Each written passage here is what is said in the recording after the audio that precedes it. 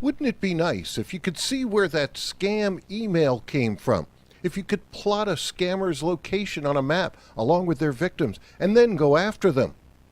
The FBI Cyber Division's Internet Crime Complaint Center, a partnership with the nonprofit National White Collar Crime Center, is doing just that. In any given month, IC3's website gets about 20,000 complaints.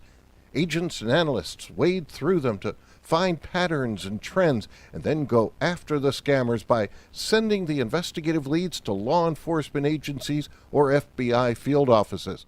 Anyone who's been a victim of crime on the internet can file a complaint with us. We don't have thresholds for individual complaints. We like to get as much information as possible and get as much information as possible out to law enforcement in hopes of spurring investigations.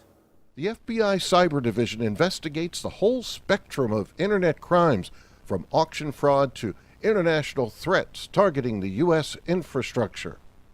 It's really important for people to understand how significant the threat is from the cyber attack vector to the U.S. economy and the U.S. infrastructure.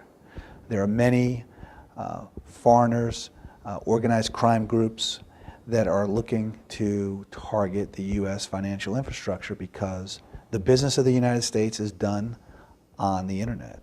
The Internet Crime Complaint Center's database holds more than 1.3 million complaints. They can sift through the complaints to target specific frauds or get an overall picture of current online crime trends.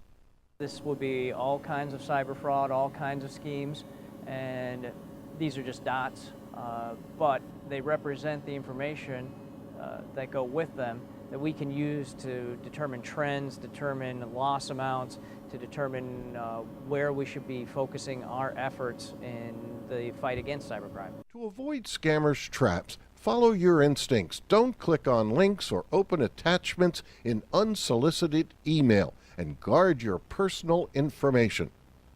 So the consumer really has to ensure that they've got active virus scanning in place, the most recent virus signatures up to date.